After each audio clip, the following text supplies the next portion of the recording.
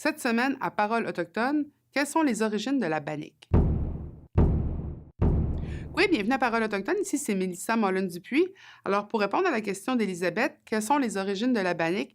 J'ai pas besoin d'aller très loin dans l'histoire de la bannique. Elle remonte à 500 ans.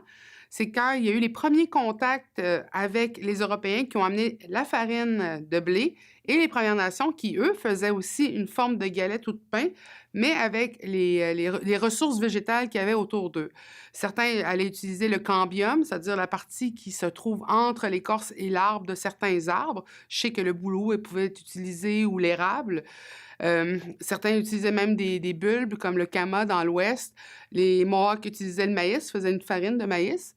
Mais quand l'arrivée de la farine de blé s'est faite, là, on a découvert une recette de pain végétal, mais qui était délicieuse, très sucrée aussi. D'ailleurs, c'est très dur en Amérique du Nord de trouver des sources de glucides pour te donner une énergie rapide. On avait beaucoup de protéines et de graisses, mais pas tant de glucides. Donc, la bannique a vraiment été adoptée rapidement. Et en plus, les Écossais qui ont amené une manière de faire la bannique le faisaient sur un griddle, qui est un peu comme une plaque plate, un peu comme on faisait les galettes, nous, sur des roches plates qui étaient chauffées.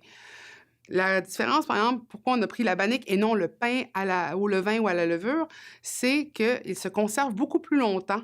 Il va même avoir une tendance à durcir avant de moisir, donc on pouvait le refaire cuire dans la sauce et elle allait redevenir un peu plus molle et on allait pouvoir la manger. Donc, c'est un pain de voyageur.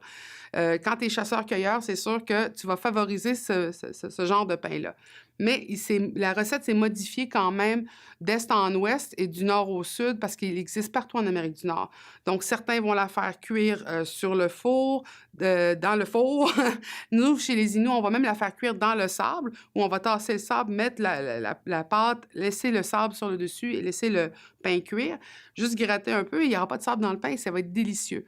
Si tu vas un peu plus à l'ouest, ils ont une tendance à la faire frire et ou à la faire cuire dans le four. Il y a des ingrédients qui vont se rajouter. Certains vont mettre des pépites de chocolat, certains vont mettre des petits fruits. Ça change vraiment d'une nation à l'autre. Mais c'est vrai que c'était un produit qui s'est fait adopter culturellement et non pas approprié parce qu'il y a eu un échange de bons procédés et que le pain existait partout dans le monde de toute façon. Alors, je vous invite à découvrir la recette de bannique locale, proche de chez vous, à peut-être même l'essayer. Et je vous invite aussi à partager cette vidéo s'il vous a plu et à pouvoir discuter un peu plus longuement sur la bannique et sur ses origines écossaises et autochtones. Je vous souhaite une belle semaine à Espace Autochtone.